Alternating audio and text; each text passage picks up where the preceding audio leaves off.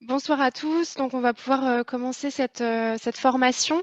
Alors, moi, je me présente. Je suis donc Mathilde, en charge voilà, de la satisfaction des clients chez Doctolib. Autrement dit, donc, je suis gestionnaire de compte. Je vais être accompagnée donc ce soir d'une autre Mathilde qui va donc se charger de répondre à vos questions et réponses. L'idée étant donc que vous participiez à ce webinaire par le biais donc de la fonctionnalité Q et R qui va se trouver en bas de votre écran. Donc n'hésitez pas en tout cas à la solliciter si au cours de cette formation vous avez différentes questions. Alors pour rappel, cette formation donc va tourner autour de la problématique suivante, qui est donc comment communiquer avec mes patients et surtout comment les informer de mon fonctionnement donc au cabinet. Alors cette formation va suivre donc la trame suivante. On va tout d'abord revoir quelles sont les différentes notifications envoyées aux patients. D'autre part, on verra comment créer donc des consignes de manière à informer les patients et comment aussi on crée donc des questions de manière à filtrer la prise de rendez-vous en ligne. Enfin, on verra comment transmettre donc des documents pour l'ensemble des patients selon les motifs de consultation ou selon le profil donc du patient. Et enfin, on verra donc comment transmettre des documents au cas par cas à ces patients. Alors, on va tout d'abord démarrer par les notifications patients. Donc, dans un premier temps, vous savez très certainement que lors de la réservation en ligne ou dès lors qu'un rendez-vous est posé dans l'agenda, le patient va recevoir différentes notifications. Tout d'abord, il va recevoir donc un email de confirmation de son rendez-vous. Celui-ci va être envoyé environ 10 minutes après la prise de rendez-vous. Donc, que le rendez-vous ait été pris sur Doctolib ou que le rendez-vous ait été posé dans l'agenda. À savoir que si plusieurs rendez-vous sont pris en même temps pour un même patient, un seul email de confirmation lui sera envoyé et contenant les informations donc, de tous les rendez-vous.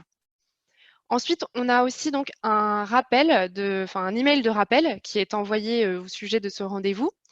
Si le rendez-vous est pris donc plus de 7 jours à l'avance, un email de rappel sera envoyé 7 jours avant le rendez-vous, plus la veille du rendez-vous. En revanche, si le rendez-vous donc est pris à moins de 7 jours à l'avance, l'email de rappel, lui, sera envoyé la veille du rendez-vous. D'accord ? Concernant les SMS de rappel, si le rendez-vous est pris plus de 7 jours à l'avance, un SMS de rappel sera envoyé l'avant-veille du rendez-vous. Et à contrario, donc si le rendez-vous est pris moins de 7 jours à l'avance, un SMS de rappel sera envoyé la veille du rendez-vous. Si le rendez-vous donc est pris le jour même par le patient ou encore une fois qu'il est posé dans l'agenda, le patient recevra le SMS dans les heures qui suivent. Donc ça, c'est pour les emails de confirmation et de rappel de rendez-vous et les rappels de SMS. Donc juste pour récapituler un petit peu les différentes règles selon Doctolib. Ensuite, on a également des notifications qui sont envoyées uniquement pour les patients qui ont activé les notifications sur l'application Doctolib. Alors, si le rendez-vous, encore une fois, est pris plus de 7 jours à l'avance, une notification via l'application lui est envoyée l'avant-veille du rendez-vous. Et si le rendez-vous est pris donc moins de 7 jours à l'avance, une notification via l'application sera envoyée la veille du rendez-vous. Donc, on multiplie les chances quand même on multiplie les chances que le patient se présente à son rendez-vous et on lui rappelle bien donc qu'il a rendez-vous à tel jour et à telle heure. Vous allez avoir la possibilité en fait de désactiver ou d'activer ces emails de confirmation et de rappel de rendez-vous ainsi que les SMS. Je vais vous montrer tout simplement où ça se trouve. Il va falloir venir cliquer sur votre nom en fait en haut à droite de l'agenda. Et puis, vous allez venir cliquer ensuite sur les paramètres. Enfin, vous allez choisir Autre rubrique. Et là, vous voyez ici, sur la gauche, vous allez retrouver SMS et email. Et vous allez alors avoir la possibilité de désactiver en fonction l'email de confirmation, l'email de rappel, le SMS de rappel, l'email de rappel donc à J-1, pour ceux donc pour qui le rendez-vous a été pris plus de 7 jours avant. Et vous avez aussi l'email d'avis donc qui par défaut est décoché. En fait, c'est un email qui est envoyé à vos patients pour savoir selon certains critères s'ils sont satisfaits.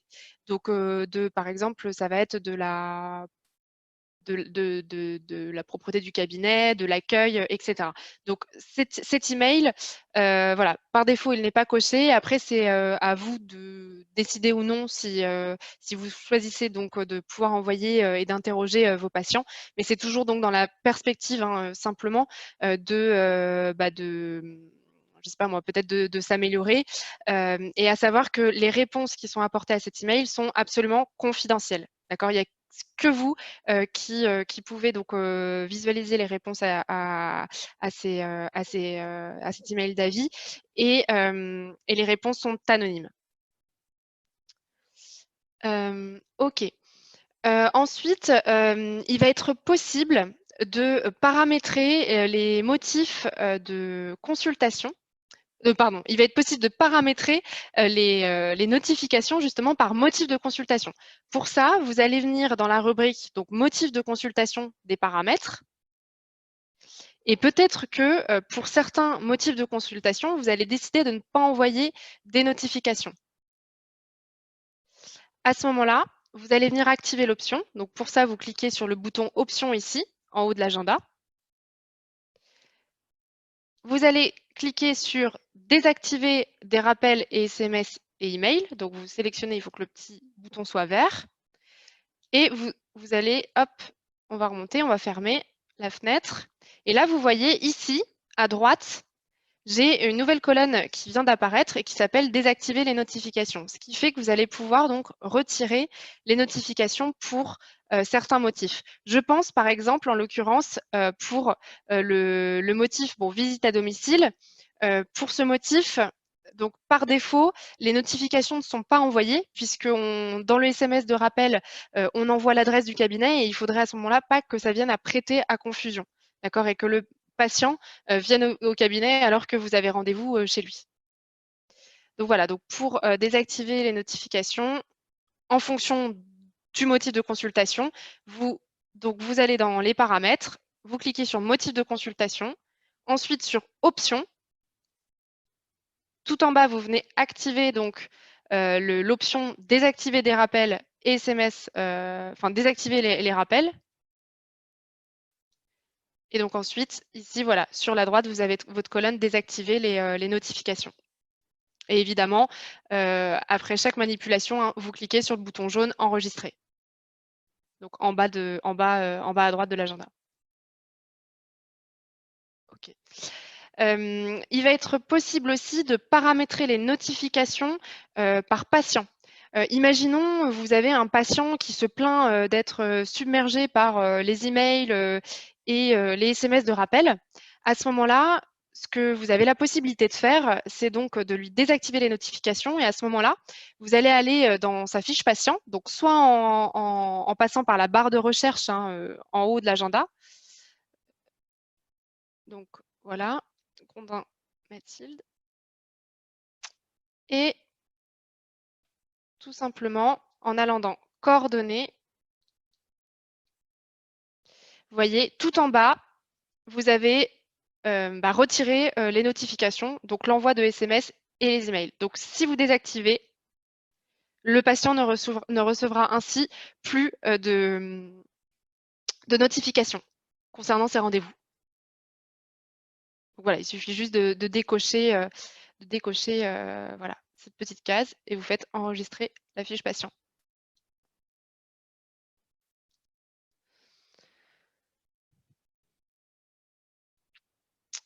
Concernant les notifications qui sont envoyées par rapport donc aux déplacements de rendez-vous et ou aux annulations de rendez-vous par le biais d'une absence, les emails et les SMS sont envoyés environ 10 minutes après la pause de l'absence.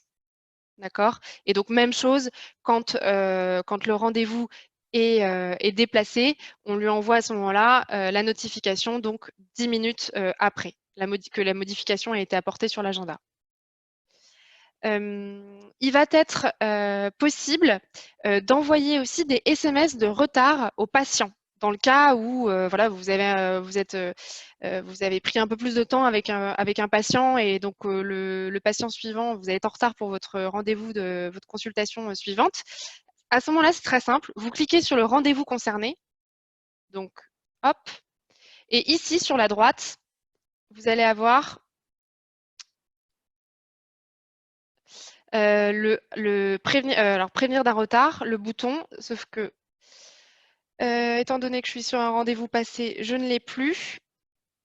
Hop, donc,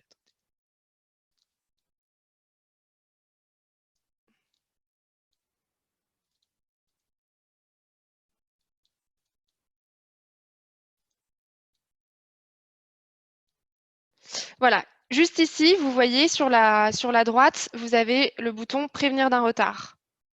Donc vous cliquez et à ce moment-là, on va envoyer un SMS au patient, un SMS donc de retard. Donc vous sélectionnez le retard choisi, donc 10 minutes par exemple, et vous faites prévenir du retard.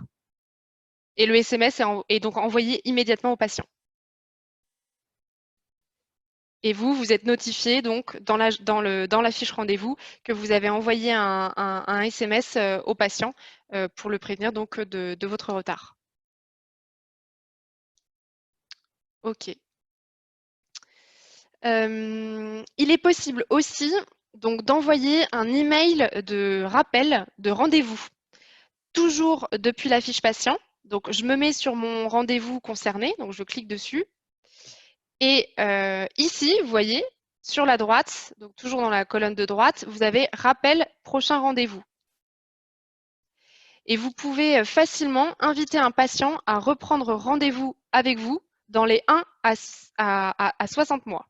Donc là, vous allez sélectionner le rappel de rendez-vous. Donc, par exemple, on va indiquer donc 6 mois. Il faut que notre patient reprenne rendez-vous dans 6 mois. Et donc, vous voyez, il est alors indiqué qu'un email invitant le patient à prendre un nouveau rendez-vous lui sera envoyé le 21 octobre 2020. Et vous faites proposer un rendez-vous.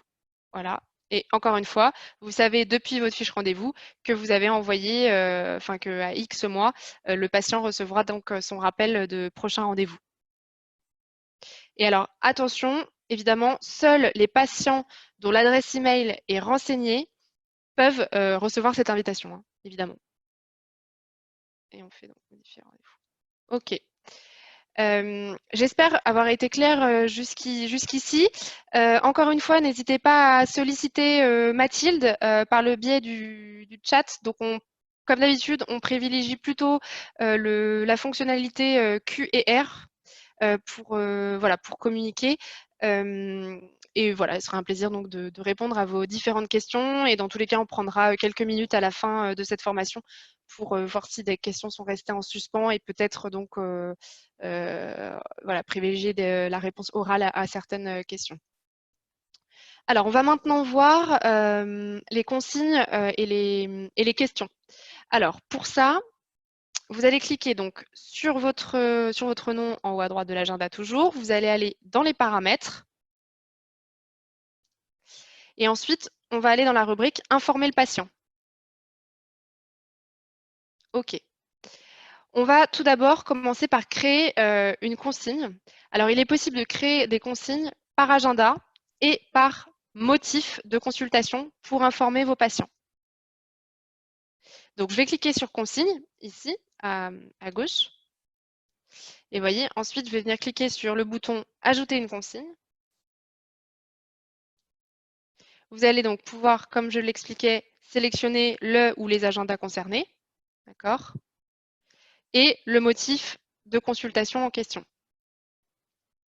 Donc, nous, on va ajouter une consigne, par exemple, pour la pose ou retrait de stérilet, imaginons. Donc, on sélectionne le motif. Et vous allez avoir deux possibilités. La première possibilité, ça va être d'ajouter une consigne avant la prise de rendez-vous. À ce moment-là, la consigne s'affiche sur votre fiche profil au moment où le patient sélectionne son créneau horaire sur Doctolib. D'accord? Et la deuxième possibilité, donc si je descends un peu plus bas, ça va être donc de créer une consigne après la prise de rendez-vous. À ce moment-là, la consigne va se trouver dans l'email de confirmation et de rappel de rendez-vous. D'accord? Donc par défaut, nous, on a créé, vous voyez, donc des consignes, alors qui peuvent ou non vous intéresser, hein, et surtout, vous avez la possibilité de créer, vous voyez, une consigne libre. Donc si vous cliquez dessus, vous avez la possibilité de rédiger votre propre message. Donc que ce message soit ajouté sur votre fiche profil Doctolib ou encore une fois dans l'email de confirmation et de rappel de rendez-vous. Puisque si je vais donc dans la consigne après la prise de rendez-vous, vous voyez ici, j'ai également tout en bas mon champ ajouter une consigne libre. Donc dans notre cas, on va par exemple limiter, on va faire en sorte de limiter les annulations de rendez-vous de dernière minute. Donc on va ajouter notre consigne. Hop. On va venir la rédiger.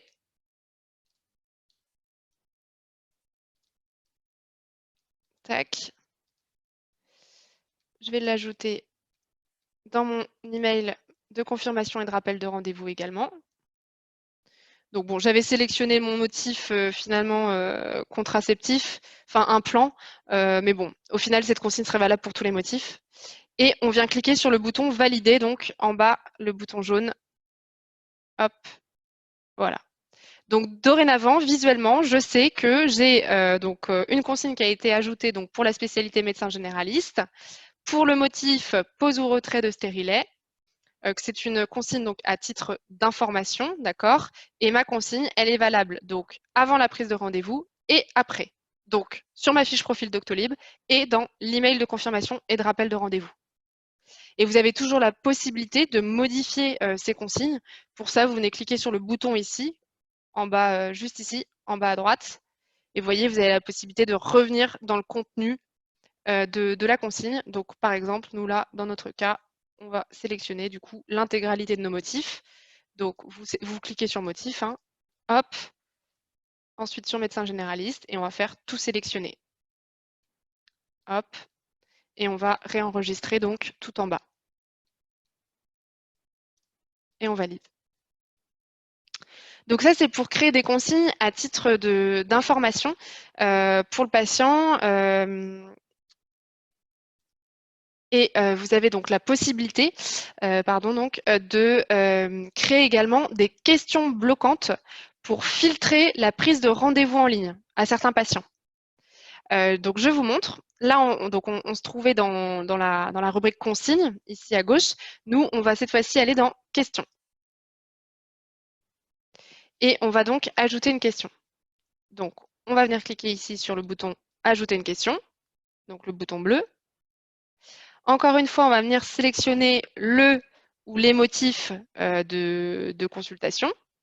Donc, je vais sélectionner consultation de pédiatrie. Et vous allez voir, donc encore une fois, on a un certain nombre de questions. Nous, on va sélectionner, par exemple, l'âge du patient, puisque j'ai sélectionné consultation de pédiatrie. Je vais sélectionner la question filtrante âge du patient. Et seuls les patients, donc, ayant un certain âge, peuvent prendre rendez-vous. Donc, on va bloquer le patient si la valeur est supérieure à 18 ans, par exemple, ou allez, 16 ans.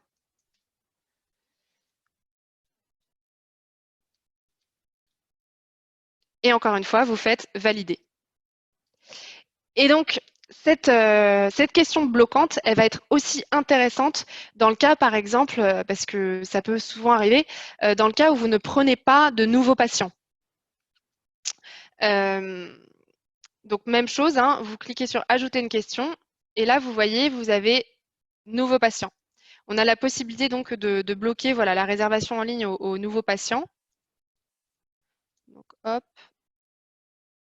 et on fait Valider.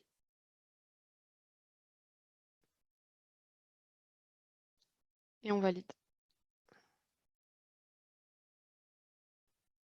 Donc voilà, donc ça c'est vraiment pour voilà, filtrer la réservation en ligne et limiter donc certains patients à prendre rendez-vous.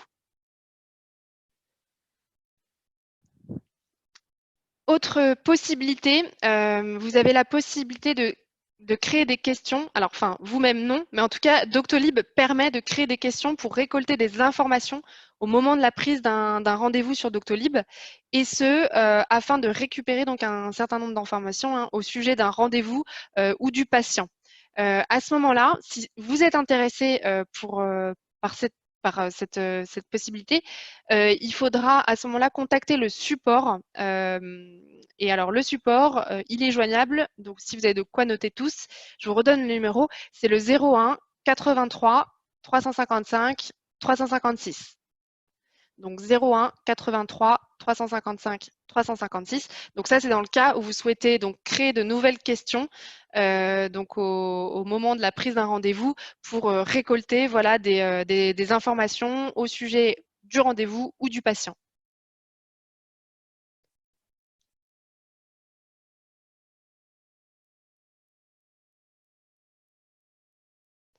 Alors, j'espère avoir été claire pour cette partie donc consignes et questions et donc vous avoir bien fait comprendre. Donc, on distinguait les consignes qui sont plus là à titre donc d'information, d'accord. Donc, pour partager sur la vie du cabinet ou de votre déroulement, de votre façon de procéder, des questions qui elles vont vous servir donc à filtrer la réservation en ligne. Alors, on va voir maintenant comment transmettre des documents pour l'ensemble des patients selon les motifs de consultation ou selon encore son profil. Vous avez la possibilité de vous créer une bibliothèque en important des documents déjà rédigés au format PDF depuis votre ordinateur ou en créant des documents directement dans Doctolib. Donc, je vous montre. Vous allez venir ici dans la rubrique Documents. Donc, on est toujours hein, dans les paramètres et toujours dans la rubrique Informer le patient. Donc, Documents. Et là, vous voyez, vous allez avoir la possibilité donc soit d'importer un document en fait dans votre bibliothèque de documents Doctolib. Donc, hop, on va. Attendez, hop. Donc, sélectionner le motif. Donc, je sais pas, par exemple, voilà, la pose ou retrait de stérilet.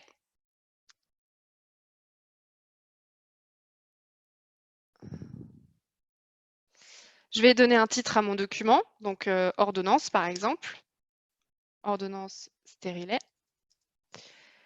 Je vais ajouter mon fichier, donc hop, je vais aller le chercher. Donc sur le bureau de mon ordinateur. Et je vais faire valider. Ok, donc là on est en train de se créer une bibliothèque de documents. Et je vous expliquerai après ce qu'on va en faire. Tout comme vous allez pouvoir donc rédiger un document dans Doctolib. Donc là, à l'instant, on vient de cliquer sur importer un document. Si le document est déjà préconçu au format PDF et que vous l'avez sur votre ordinateur, ou alors on rédige un document. Donc vous cliquez sur rédiger un document. Même chose, on va sélectionner donc le motif de consultation. Allez, par exemple, hop, vaccination anti-grippale. On va lui donner un titre. Voilà. On rédige le corps donc, de notre ordonnance et on fait valider. Et ici, à droite, donc le petit œil signifie donc que vous pouvez visualiser le document. D'accord? Hop. Ou encore que vous pouvez le modifier. Donc en cliquant sur le petit crayon ici à droite. Et la croix, bon, bah, signifie que vous pouvez le supprimer. Donc là, on vient de créer donc, une bibliothèque de documents. Et en fait, l'intérêt de ça, ça va être donc de transmettre des documents aux patients selon les motifs de consultation, dans un premier temps. Donc, à ce moment-là, on va cliquer sur Consignes. On va revenir dans nos fameuses consignes. Je vais cliquer sur Ajouter une consigne. Donc, je vais sélectionner mon motif. Donc, hop, pose ou retrait de stérilet. Et je vais ajouter une consigne libre en indiquant merci de, par exemple, de récupérer, voilà, hop, l'ordonnance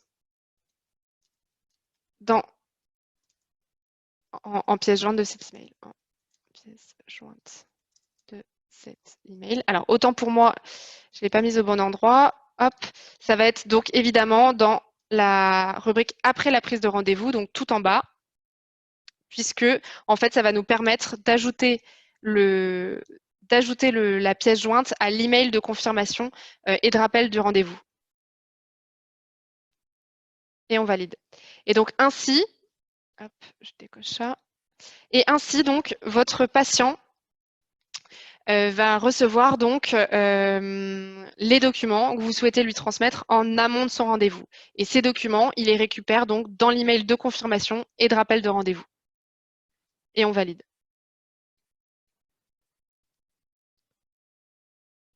Alors, pardon. Hop, je ne suis pas allée jusqu'au bout de la manipulation, autant pour moi. Donc, évidemment, une fois que vous avez ajouté votre message, vous faites ajouter un document en bas et ordonnance, donc stérilet, et vous validez. Et donc là, visuellement, voilà, on voit bien que le document a été ajouté donc à la consigne. Et vous pourriez aussi très bien envoyer des documents selon des conditions d'envoi, en fonction de ce que répond le patient à une question en amont de son rendez-vous. Donc toujours sur Doctolib. À ce moment-là, si vous souhaitez donc ajouter un document à une question, vous allez dans la rubrique questions ici à gauche.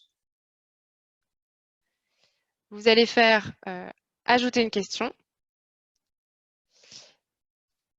Donc selon le motif désiré.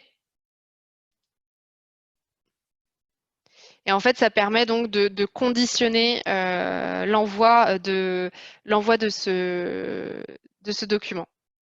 Donc, voilà, peu importe. Hop.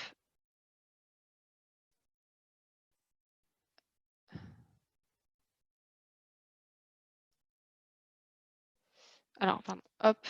Vous faites option. D'accord. Une fois que vous êtes dans question, vous allez dans option, ici. Vous faites document par le patient, pour le patient. Pardon. Vous cochez. Voilà. OK. En bas, vous allez venir cliquer sur ajouter un document, donc notre ordonnance. Et voilà. Et là, selon votre spécialité d'agenda, on va vous suggérer donc plusieurs conditions d'envoi. Et là, en l'occurrence, par exemple, voilà, âge du patient, peu importe. Voilà. Il faut que mon patient ait 18 ans pour recevoir l'ordonnance. Et on valide.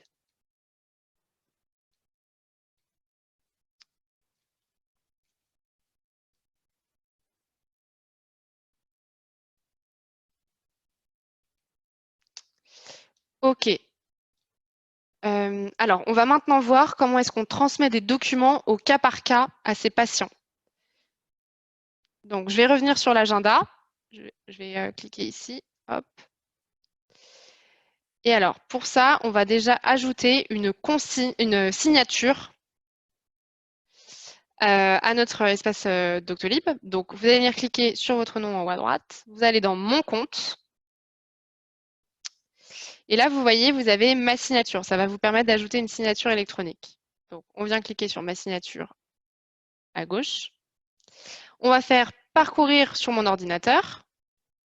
Et donc, l'idée étant que vous ayez signé sur une feuille blanche et que soit vous scanniez votre signature de façon à la récupérer sur l'ordinateur, ou alors si vous avez une webcam, vous avez aussi la possibilité de la prendre en photo directement avec votre ordinateur.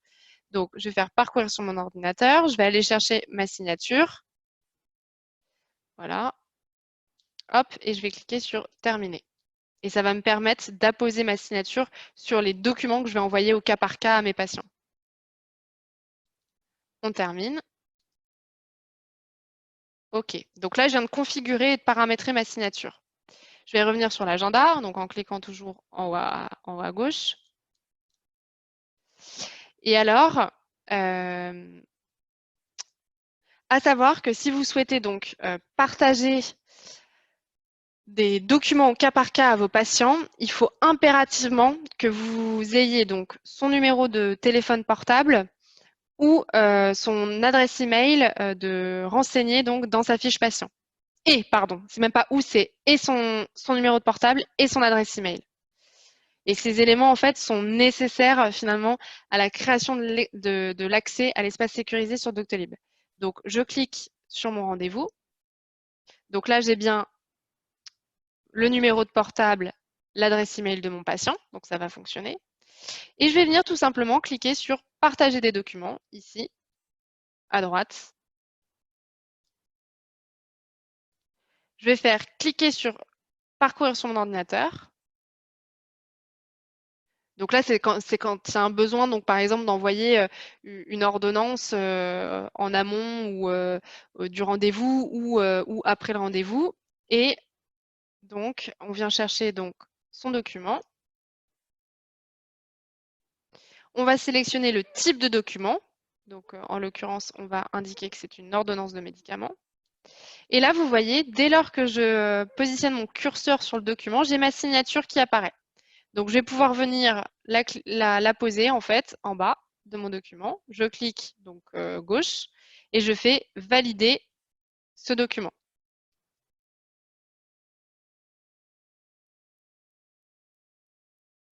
Je retrouve donc le document ajouté, c'est une ordonnance de médicament et je n'ai plus qu'à partager.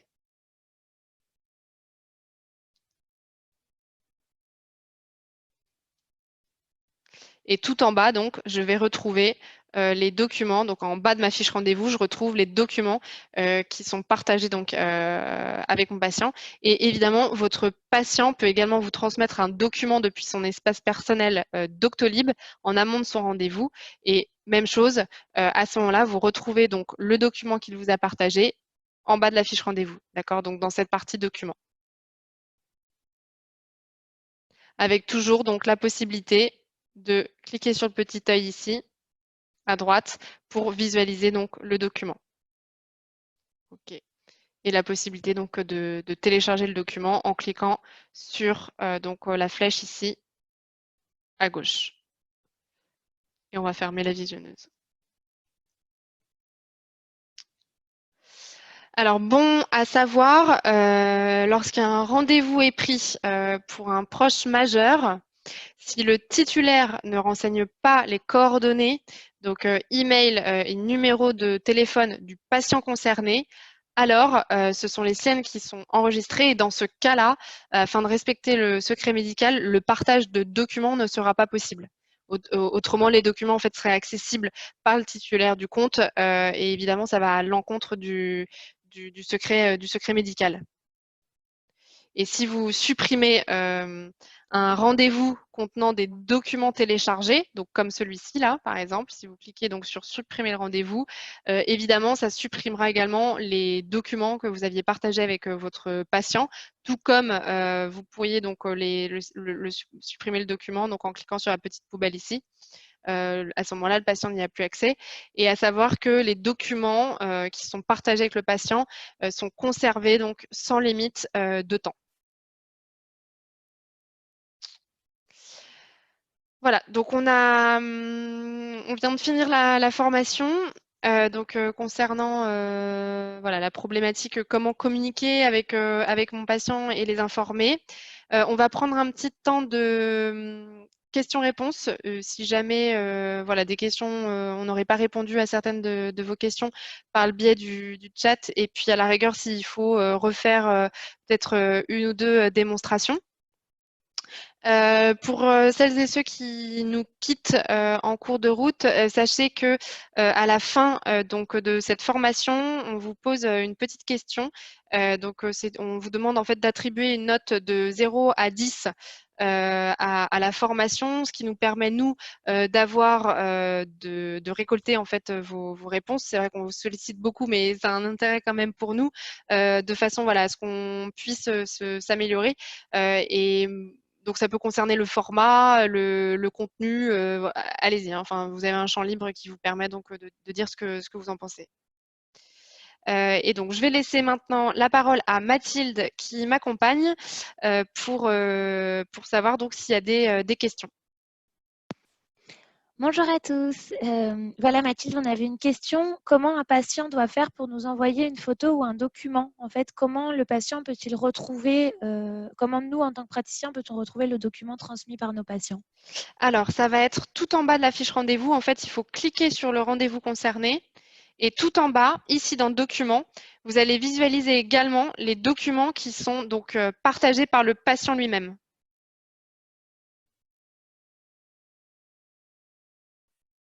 OK pour vous, Mathilde? Oui, oui, Ouais, très OK. clair. Merci beaucoup. OK. Merci beaucoup. Ensuite, on avait une autre question, c'était comment refaire la tranche d'âge pour l'envoi d'un document? En fait, tu sais, Ah oui. Alors, à ce moment-là, donc, on clique sur son nom en haut à droite. On va dans Paramètres. On va ensuite dans Informer le patient. On va dans la rubrique Questions ici à gauche. On fait par exemple Ajouter une question. Enfin, avant, on vient cocher l'option ici. Enfin, on vient cliquer sur Options. On fait Document pour le patient. Donc, ce qui va permettre de conditionner donc l'envoi d'un document selon par exemple la tranche d'âge. Donc, on coche. On sélectionne le motif concerné. Donc, par exemple, pédiatrie, peu importe. Tout en bas, on va cliquer sur Ajouter un document. Donc, voilà. Et ici, vous voyez, on va conditionner l'envoi. En fait, automatiquement, hop, donc là, on peut conditionner.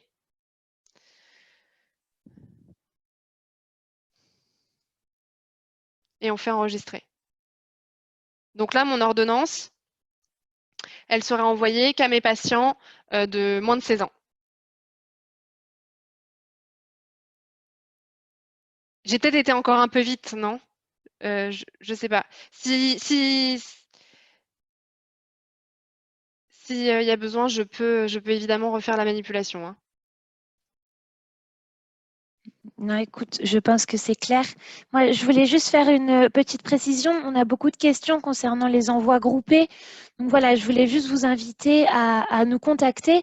L'adresse, c'est pro@doctolib.com ou le numéro du support, c'est le 01 83 355 356. Et effectivement, en fait, vous pouvez, donc, pour envoyer un mail groupé à la totalité de votre base patient, vous pouvez exporter votre base patient. Vous obtiendrez ainsi un listing de toutes les adresses mail de vos patients. Et donc, pour ce faire, voilà, vous pouvez venir vers nous pour qu'on vous guide et vous accompagne dans la démarche. Pour information, vous pourrez également utiliser des prestataires comme Mailchimp et SMS Mode, qui sont des plateformes permettant les envois d'emails et de SMS groupés. Donc voilà, n'hésitez pas à nous contacter par mail, on pourra répondre au mieux à votre demande.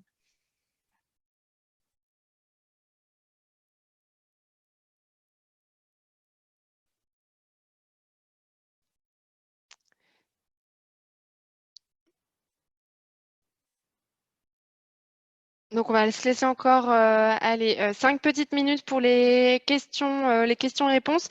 J'en profite pour vous dire donc que d'autres webinaires ont lieu sur la téléconsultation, sur l'usage de l'agenda. Et on va donc vous communiquer le lien pour vous inscrire dans le chat. Alors, je vais vous le copier-coller. Hop. Donc, vous avez différentes sessions qui sont organisées. C'est toujours bien pour parfaire son usage. Donc, hop, je vous le mets dans la conversation. Alors, non pas dans la fonctionnalité Q&R, mais vraiment là, pour le coup, dans la fonctionnalité chat.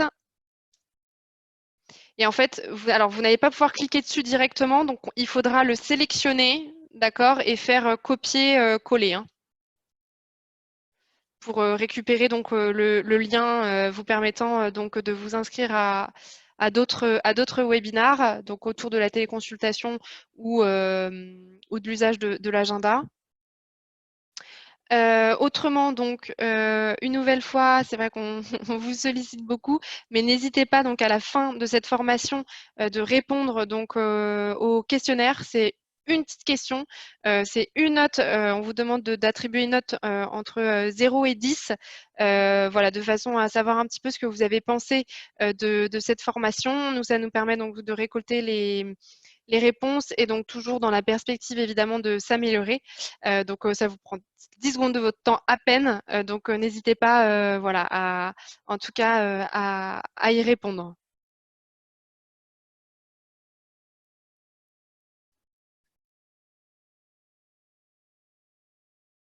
Mathilde, est-ce qu'on a d'autres questions qui ont été posées entre-temps? Écoute, je suis en train de regarder toutes les questions qui restent.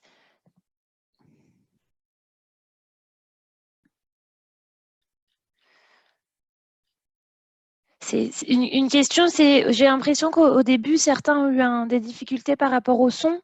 Donc, une question, comment revoir cette réunion? Alors, je suis pas certaine qu'on va diffuser cette formation, enfin en tout cas qu'on va la publier en tant que vidéo. En revanche, on va réorganiser d'autres sessions. Donc là, dans le lien que j'ai communiqué, il semblerait qu'on n'a pas d'autres dates, mais en tout cas, très prochainement, il sera possible de reparticiper à cette formation de ce type. Hein. L'idée étant qu'on vous propose des formations chaque semaine pour justement que vous puissiez parfaire votre usage et que vous sachiez toutes les possibilités qu'offre Doctolib. Ok. Et j'ai l'impression que certains n'arrivent pas à voir le lien de la communauté, Euh, donc je le renvoie. alors, vas-y, renvoie-le, oui. Je le renvoie si... Attendez, effectivement, j'ai l'impression... Voilà. Je vous le renvoie, j'ai l'impression que ça ne fonctionnait pas. N'hésitez pas à me dire si vous ne le voyez toujours pas. Donc, tu l'as copié-collé dans la conversation, hein, pas dans Oui, dans le dans la QR. Ouais, c'est ça. conversation.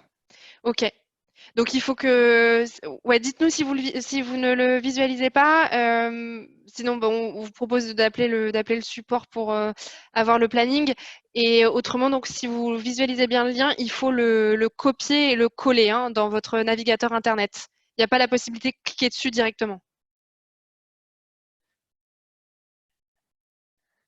Je comprends pas, Mathilde, certains n'arrivent toujours pas à voir le lien. Ce que je vous propose, c'est de venir en QR, comme ça je vais pouvoir vous l'envoyer. Il faudra effectivement après le copier et le coller parce qu'ils n'arrivent pas à voir le lien. Ok, c'est curieux. Ouais, ben on va le mettre dans QR. Hein.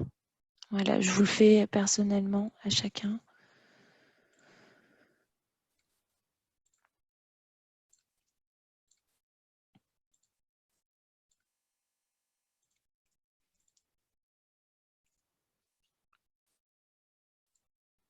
Bon, en tout cas, on espère que vous en avez appris davantage sur Doctolib ce soir.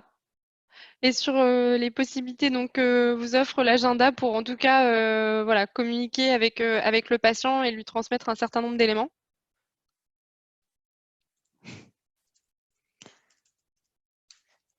Juste pour rappel, donc je vous le mets dans QR. Le numéro de téléphone du support, c'est bien le 01 83 355 356. Et l'adresse mail à laquelle vous pouvez nous contacter, c'est pro, donc pro@doctolib.com. Ok, super.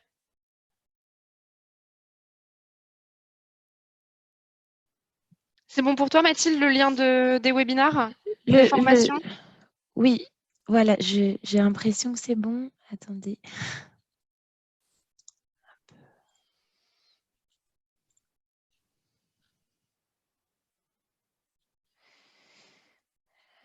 écoutez, j'ai l'impression que pour le lien, j'ai envoyé. Sinon, vous pouvez nous appeler, on vous le transmettra par mail.